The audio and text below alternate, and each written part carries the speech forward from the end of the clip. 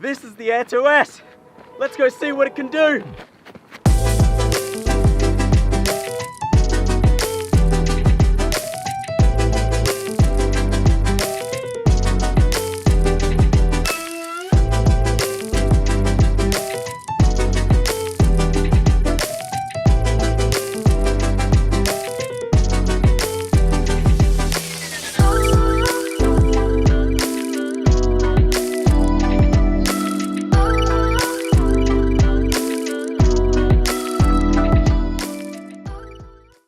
Now, in order to not be wearing a mask, I have to be exercising, so let's jog.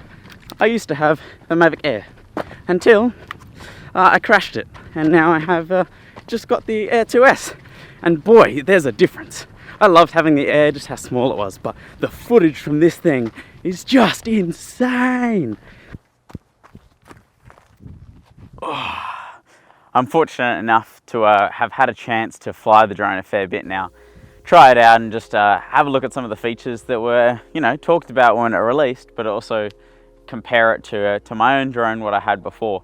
First, going into some of the specs, I'm not going to spend a lot of time on them, but here they are. Pretty awesome. I've got it right here. The new sensor on this thing is just unreal. Taking and borrowing that sensor from the Mavic 2 Pro is awesome. Just to have that down on this level at a cheaper price is awesome.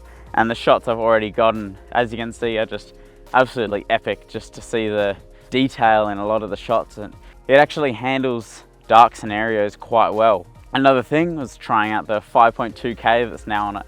5.2K is awesome, epic to have just that extra bit of quality to be able to zoom in on clips and stuff.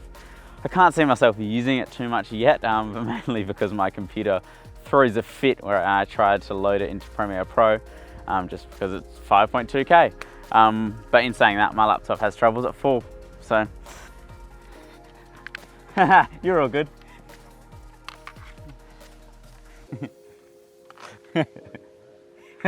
I'm sure. Another thing in terms of the features is the range and having a different remote from what I had before. One of the things that actually put me off the Mavic Air 2 was the change in remote, the bigger remote size, and I was like, it's just not going to fit in my bag as well as this does. And this is way smaller, I'll give them that. But just how much more refined this remote is so different. I'll come a little closer actually. Is just being able to put your phone in there instead of in the little clippy things before, as well as just how everything works together, makes me not care about the bigger size a bit more, because these things are just always really, really annoying. When I was trying to use it and my phone would fall out or the connection wouldn't work properly. So definitely enjoying that. It's definitely been an awesome feature to have as well. Moving on to more of my experience having it. As I said, I came from having the Mavic Air beforehand, which is a much smaller drone, but the differences in these drones are like leaps and bounds. Everything from the quality that I mentioned before, the range and everything. But what I've noticed is just everything is smoother. I'll fly it and the shots are just, it flies so smooth. It can go up and down way faster than this ever could. But just everything from the shots to the flying, to the sensors, to how it turns, everything's just more refined and smoother. And that's like the first thing that I noticed when I flew it. I've had a few chances since having it to try out some of the features, such as the active track, which I tried out just here.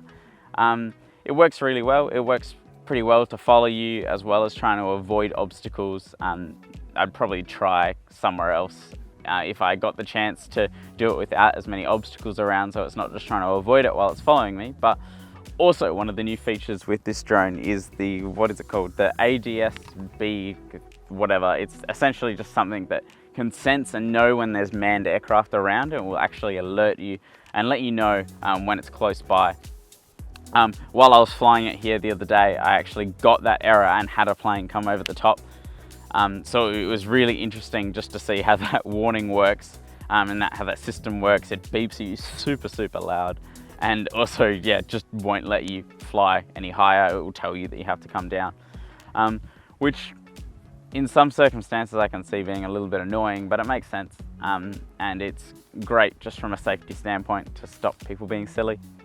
So many awesome things and awesome features about this drone, and just being able to try it out and use it over the last weeks has been really, really awesome. I'm really excited for all the different sorts of stuff I'm going to be able to get with it. But yeah, anyway, my final thoughts are essentially that this is the drone that I would recommend to pretty much anyone. It's got the best tech of any consumer drone at the moment. It's missing a couple of the features from the Pro, but everything that is important is there. I wouldn't be going and spending the extra money on the Pro right now when the Pro 3 is going to come out later this year. But right now, quite easily the best drone that DJI makes, and definitely the most fun I've had flying a drone in a long time. Just being able to trust it and see that next step in quality. But aside from that, I hope you've enjoyed watching my mini little review out here in the middle of nowhere. And I hope you've enjoyed this video. If you have, please like and subscribe, and just go watch another video after this, because there's plenty of awesome stuff, awesome adventures I've been on. The next video I do will have plenty of drone shots from this drone itself. But aside from that, have a good one.